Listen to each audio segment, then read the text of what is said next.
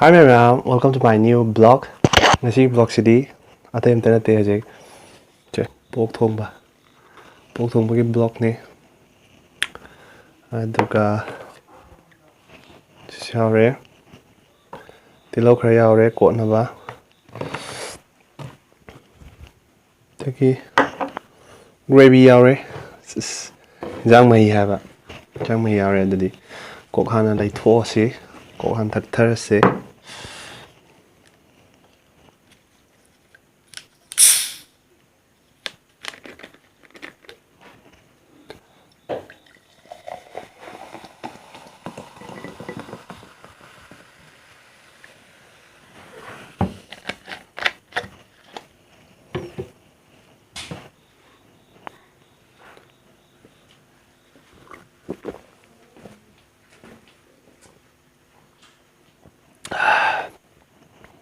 Chaba se today. What's up there? Matong.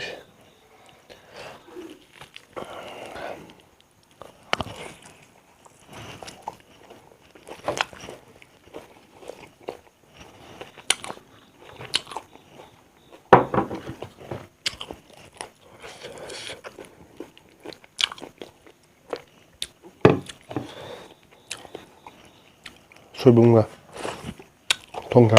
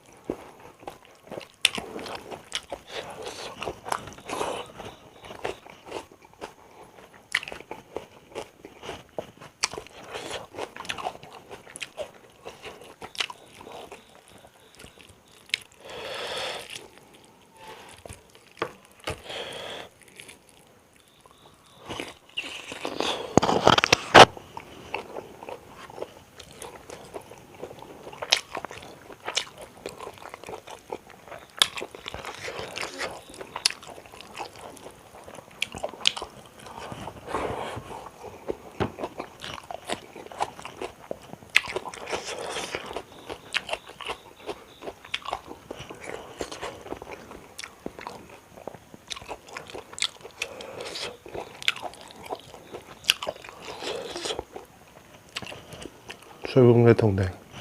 소금 잘. 돼.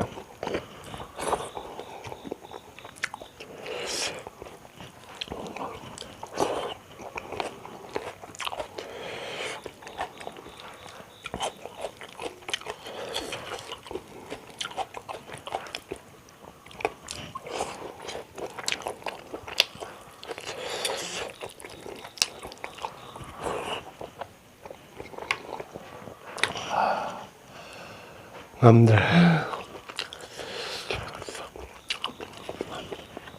그냥 먹방도 왜 안 되다 그 짜지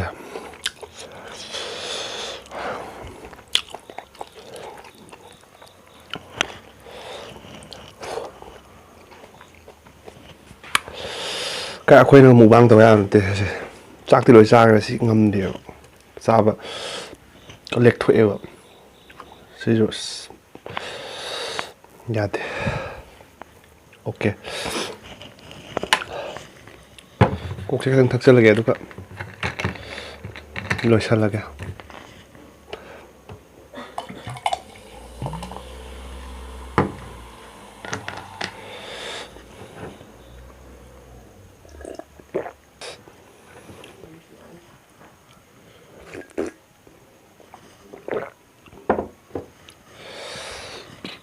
sinh lên mấy ngâm đi nó mang tới sớm xa cái đầu vào nên là sớm hay riêng cái nữa đó không đi riêng là đó nhà sĩ blog sẽ translation ra cái mà thằng cái blog tao mình thành này sẽ mà thằng insan hao bấm bùa lạc bia riêng cái quoi mà thằng cái tao mình thành này sẽ nhà sĩ tao mình đi bye bye